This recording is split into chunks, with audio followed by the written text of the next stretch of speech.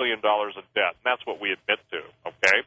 The derivatives market, of which are financial, and the Russians are talking about this, are openly stating in their press that the United States is on the verge of financial collapse. Someone says, oh, that's just propaganda. No, think it through. All you got to do is look at what's going on. Absolutely. You can't keep spending the kind of money we've been spending in Iraq for 5 years. Oh, and where is this money coming from? And look at just print it up, Stephen. You got it. And see, that's when I said on Coast, months ago, that I thought we'd begin to see hyperinflation in the fall. Now, here's my definition of hyperinflation.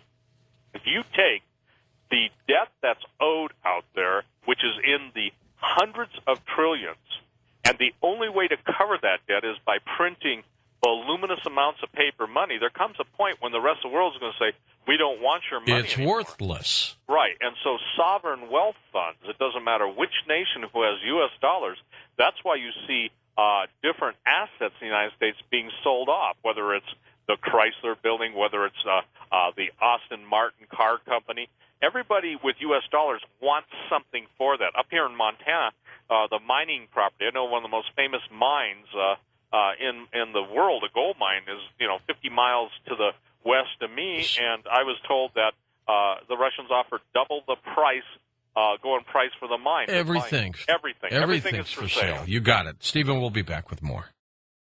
I guess the next president ought to get together with Putin and Medvedev very soon and get this thing worked out, Stephen. I don't think that will happen, George. One of the things that, is out there floating around, and when I say floating around, even Putin recognized it when he said he felt the Georgian incident was generated to benefit a political party. Yeah, right. He said. But here's the thing. Again, the if you will, global destroyers, let's call them, that's what they are, they want this thing. They have a timeline. This timeline has kicked in.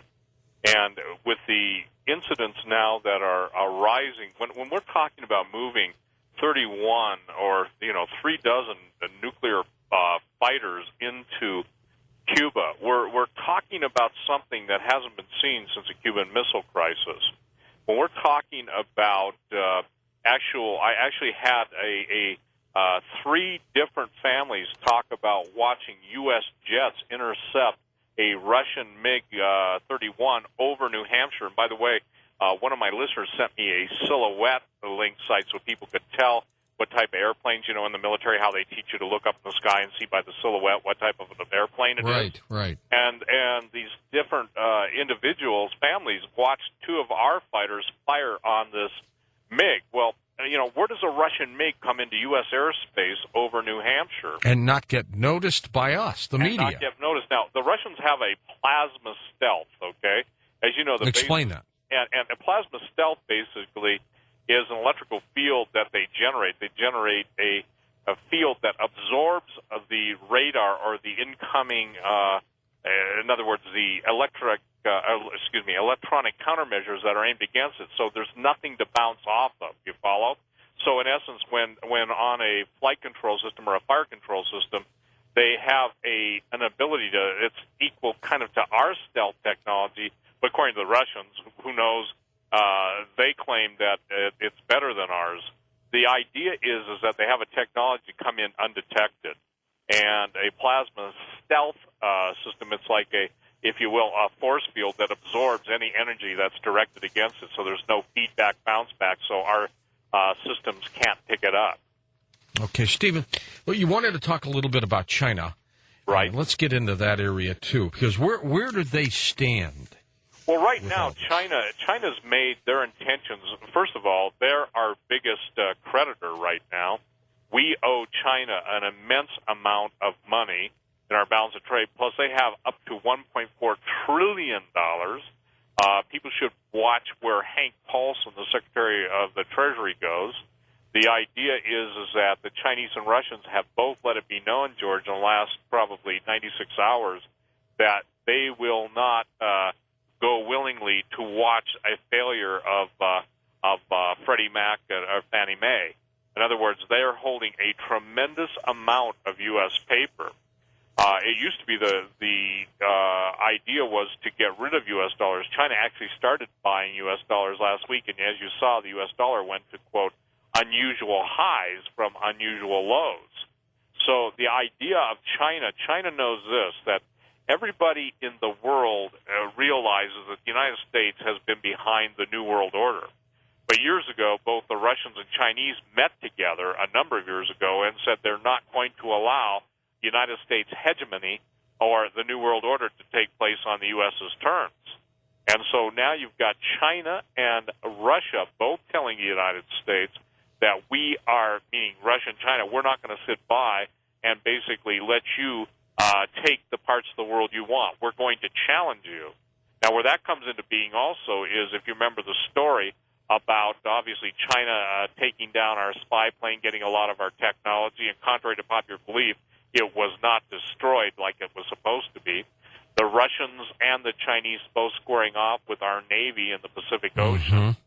The voluminous amount of money that China is pouring into high-energy weapons, the amount of money that basically China is devoting to upgrading its military.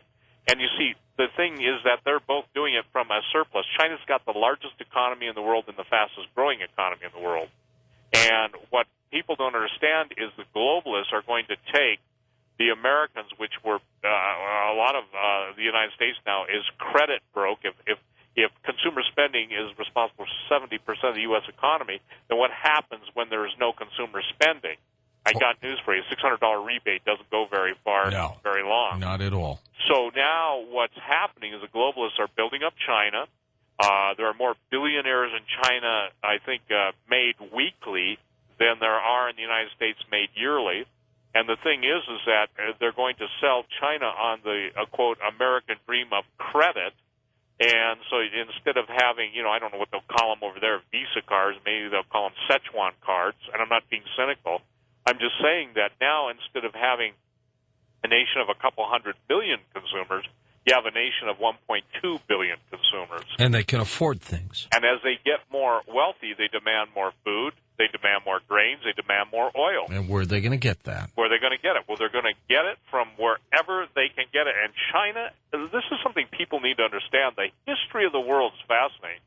The Chinese are responsible for so many of our inventions, not only gunpowder, of course, but when you look at the idea of China's history, these are incredibly brilliant and industrious people. And so they have patience. And they have patience. Very good. What do we have? We have the instant this or that mentality that if we can't kick the machine to get the Coke instantly, we'll tear the Coke machine door off and then find out to our dismay that there's no Coke in the machine. We didn't take the time to look through the little glass to see there was nothing in the rack. And then if you add India into the equation, then you see where India and Pakistan are getting ready to square off. And Pakistan is interesting because when this thing breaks out in the Middle East, Pakistan will be involved. Pakistan has exported nuclear warheads, nuclear technology. Dr. Khan has basically been the Santa Claus to the nations who could pay. And this is something where America's naivety, the human intelligence network that was formerly in the CIA and a lot of the military, that was pretty much destroyed under Bill Clinton's reign. It's not a political statement. It happens to be, everyone who's been in the CIA or DIA. It's true. It's true.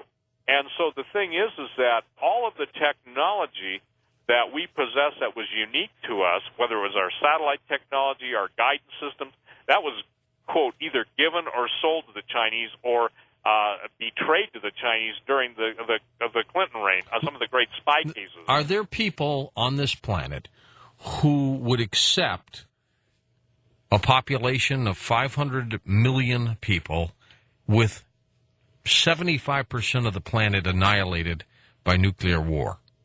Yes. Those are the people that are going to make sure it comes. Because remember, those are what are called the useless eaters. And I say, remember,